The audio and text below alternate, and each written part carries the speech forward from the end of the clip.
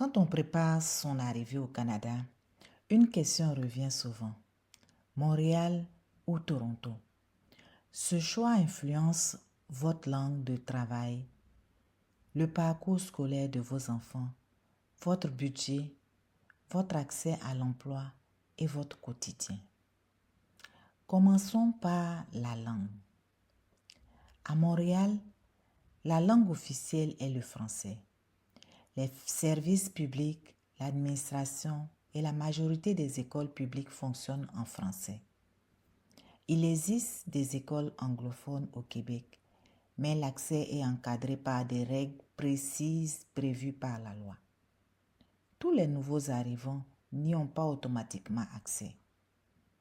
À Toronto, la langue principale est l'anglais, mais le système scolaire ontarien est structuré différemment. On y retrouve des écoles publiques anglophones, des écoles publiques francophones, des écoles catholiques anglophones financées par l'État, des écoles catholiques francophones financées par l'État, des écoles privées aussi. En Ontario, les écoles catholiques font partie du système public financé, ce qui surprend souvent les nouveaux arrivants. Parlons maintenant du parcours scolaire. En Ontario, les élèves vont jusqu'à la 12e année.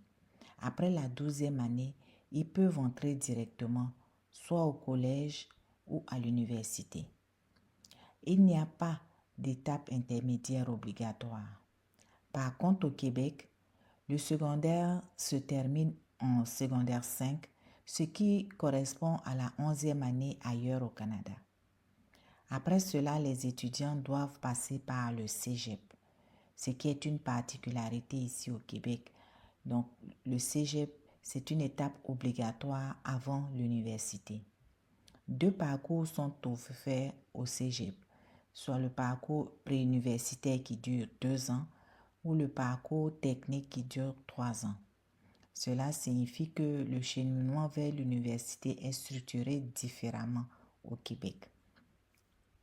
Certaines familles apprécient cette transition progressive. Par contre, d'autres adoptent leur planification avec d'autres alternatives.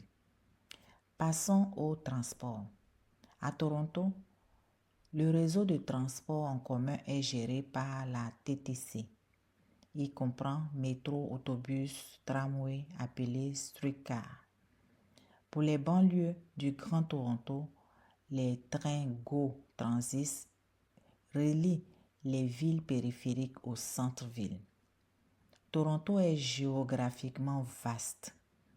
Les temps de déplacement peuvent être longs selon l'endroit où vous habitez. À Montréal, le réseau comprend métro, autobus, train de banlieue, le REM, qui est le réseau express métropolitain.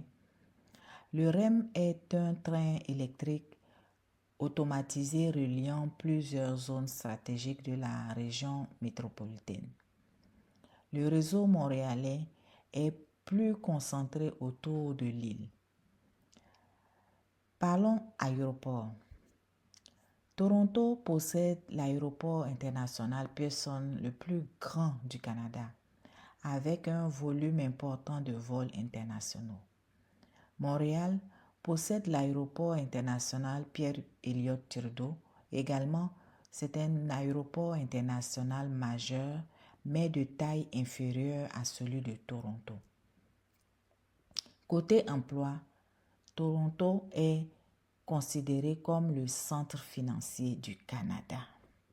On y retrouve les sièges sociaux, les grandes banques, les entreprises internationales, les secteurs technologiques importants. Les salaires peuvent être élevés dans certains secteurs, mais la concurrence et le coût de la vie sont également élevés.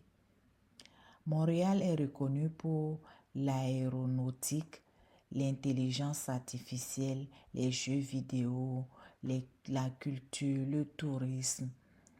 Le marché du travail est dynamique, mais le français est souvent requis pour plusieurs postes. Quant au logement, Toronto est l'un des marchés immobiliers les plus chers du pays. À Toronto, même des districts comme Scarborough, North York et Etobicoke peuvent être abordables que le centre-ville. Dans le Grand Toronto, des villes comme Mississauga ou Brampton offrent également des alternatives. À Montréal, les loyers sont en moyenne plus accessibles que Toronto, même si le prix a augmenté. Dans le Grand Montréal, des villes comme Laval, Longueuil, Brossard offrent des options résidentielles à proximité de l'île de Montréal. Côté santé, au Québec, le régime public d'assurance maladie est administré par la RAMQ. En Ontario, le régime public s'appelle OHIP. Dans les deux provinces, l'accès dépend du statut migratoire, du délai d'admissibilité, des règles en vigueur au moment de l'installation.